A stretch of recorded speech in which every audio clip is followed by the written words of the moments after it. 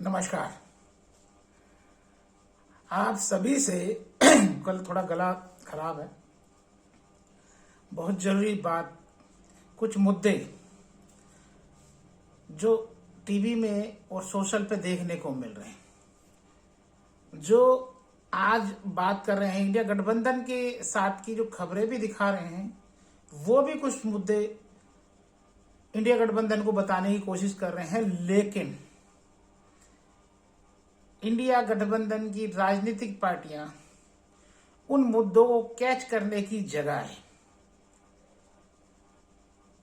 उनके प्रवक्ता इतने कमजोर और इतने ढीले हैं कि उनको लगता ही नहीं है कि हम लोग भाजपा को हरा सकते हैं। अरे क्या आप अपनी कमजोरियों, अपनी बातों को प्रेजेंट करने की बजाय जितनी भी राजनीतिक पार्टियों से टूट करके जो लोग भाजपा सरकार, भाजपा पार्टी के अंदर गए हैं, वो डर से गए, अपने स्वार्थ से गए या किसी कारण से गए, उनके ऊपर भ्रष्टाचार के आरोप या अन्य तरीके के आरोप जो भी लगे, उन्होंने अपनी जान बचाने के लिए कहां गए? उस भ्रष्टाचारी कीचड़ के अंदर, उस भ्रष्टाचारी तालाब के अंदर कूद गए, जिसको आप आज एक राष्ट्रवादी पार्टी मान करके चल रहे हैं। अगर भारत के अंदर आज किसी राजनीतिक पार्टी के अंदर सबसे ज्यादा भ्रष्टाचारी नेताओं को या उसके सपोर्टरों को देखते हैं तो और कोई किसी राजनीतिक पार्टी के अंदर नहीं दिखेंगे। वो आज की डेट में सारी राजनीतिक पार्टियां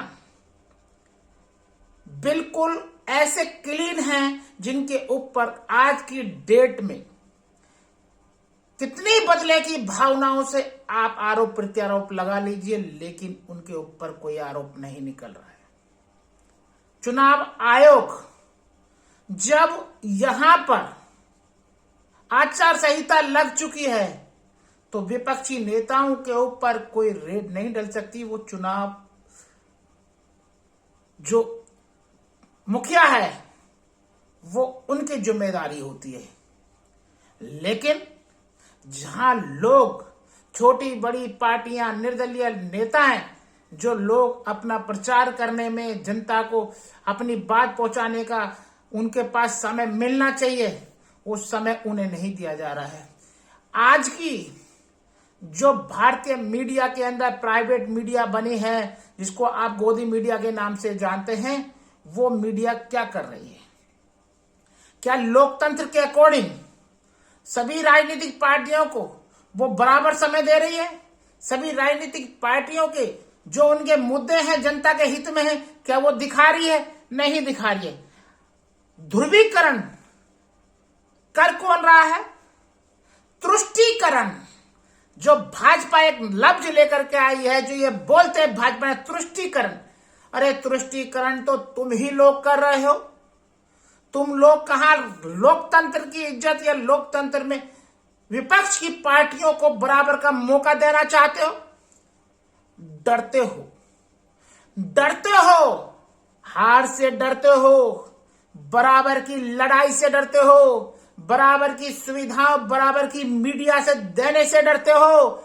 और जितने भ्रष्टाचारी उन पैसों को इकट्ठा करके आज आपने अपना इतना बड़ा भंडार बन करके भारत में अगर कोई विकास किया है, जो नारा दिया था सबका साथ सबका विकास, सबका साथ सबका विकास, तो ढूंढे से भी कहीं नहीं मिलता है। अगर मिलता है तो भाजपा सरकार ने हर प्रदेश के अंदर, हर जिले के अंदर अपने कार्यालय बनाए हैं, आलीशान एसी रूम तैयार करे हैं, जिनमें बैठ करके भाजपा के पदाधिकारी बड़े आराम से भारत के अंदर तुष्टीकरण कैसे पैदा किया जाए, कैसे देश के अंदर अराजकता फैलाई जाए, कैसे देश के अंदर जनता का ध्यान भटकाया जाए, असली मुद्दों से, असली समस्याओं से, ताकि कोई ना विकास की बात पूछ सकते, ना कोई भ्रष्टाचार, भाजपा के भ्रष्टाचार की बात कर सके। इस देश का सबसे बड़े भ्रष्टाचार, अब सुप्रीम कोर्ट का जो ऑर्डर आया था वो सबके सामने है। अब ईवीएम के मामले में सुप्रीम कोर्ट में याचिका दायर है, जिस पे नोटिस दिया गया है सरकार को भी और चुनाव आयोग को भी।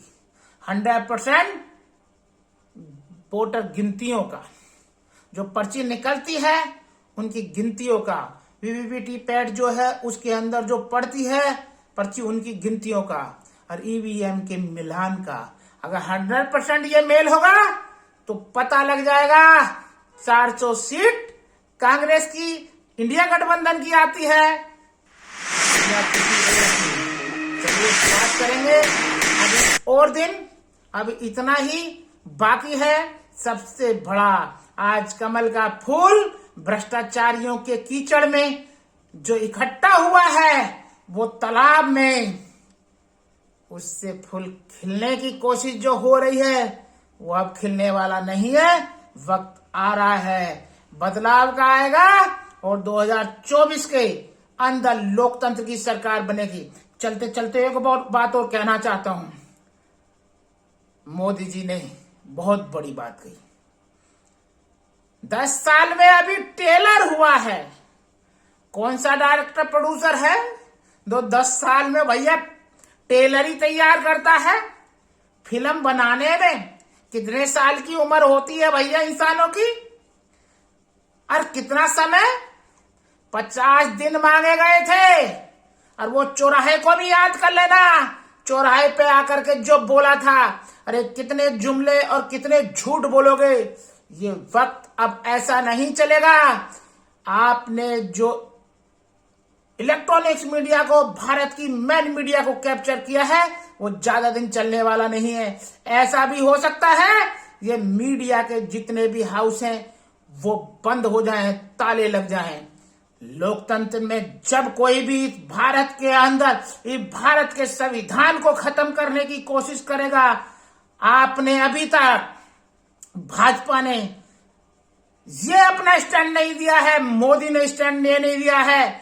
जब विपक्ष की पार्टियां, बड़े बड़े नेता ये आरोप लगा रहे हैं कि अगर तीसरी बार मोदी सरकार आती है तो संविधान को खत्म कर देगी, क्या कभी उसको उन्होंने बोला है कि ऐसा कभी नहीं होगा? क्यों नहीं बोला गया है? टेलर आपने दिखाया है। जो SC ST बच्चों को स्कॉलरशिप मिलती थी कॉलेजों के लिए, सरकारी स्कूल में एडमिशन नहीं मिला तो पब्लिक कॉलेजों में या यूनिवर्सिटियों में उनको एडमिशन मिलता था, तो इनकी स्कॉलरशिप सरकार देती थी, वो बंद कर दी गई। आज गरीब का बच्चा बेरोजगार, अशिक्षित होकर के सड़कों पर मारा मारा घूम रहा है। सोचिए उनके अंदर कितना आक्रोश होगा। उनका फ्यूचर के साथ जो खिलवाड़ तुम लोगों ने कर दिया है, वो आप सोच रहे हो तुम आने वाले समय में संविधान को हकीकत में खत्म कर दोगे। आप लोकतंत्र की हत्या करके राजतंत्र स्थापित करना चाहते हो। ये नहीं होने वाला। कितनों का आप इकट्ठा करके इस जनता 140 जनता की 140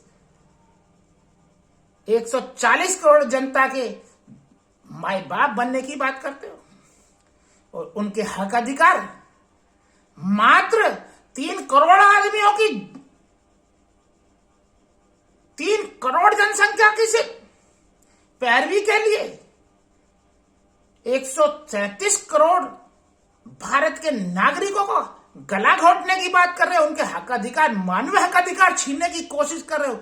ये नहीं चलने वाला, ना ये होगा। याद रखना, भारत के अंदर 101 सूरवीर हुए। यहां हिटलर्स आई नहीं चलने वाली।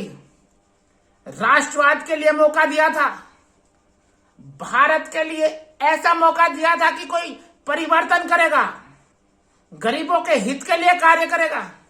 तुमने भारत के आदमियों को, जब कांग्रेस की सरकार रहती थी, वो 2 रुपए किलो में अनाज बांटते थे।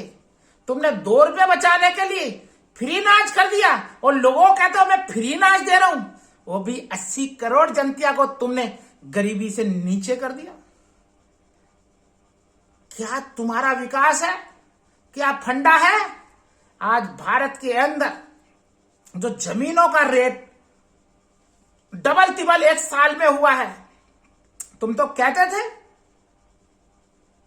जो संपत्तियां गैर कानूनी से खरीदी हुई हैं उनको हम गरीबों में बांटेंगे। कहां गया मुद्दा? अरे जुमलेबाज आदमी, बहरूपिया बोलता हूं मैं ऐसे आदमियों को जो भारत के गरीब और सीधे साधे भोले भाले आदमियों का बेवकूफ बना करके सरकार में आए और आज काम क्या किया? झूठे काम। अरे आप मंदिर बनाया, बहुत अच्छा किया, लेकिन मंदिर के साथ साथ में वहां पे आप मेडिकल कॉलेज बना देते बराबर में, यूनिवर्सिटियां बना देते बराबर में, वहां इंडस्ट्रियां लगा देते, तो अयोध्या के अंदर अयोध्या के लोग इधर उधर जिलों में भटकते ना फिरते, रोजी रोटी को तड़पते ना मिलते। अरे भूखमरी कब तक करोगे? कुछ चंद लोगों को लिए 3 करोड़ जनता भारत के अंदर है मात्र, उनके लिए कब तक ये भिखारियों के अड्डे बनाते रहोगे और कहोगे मन के अंदर होता है भगवान, लेकिन जितना षड्यंत्र जितना गलत आज हो रहा है भारत के अंदर कभी नहीं हुआ। यहां तक कि उस वक्त भी ना हुआ होगा जिस टाइम पे यहां राजतंत्र था।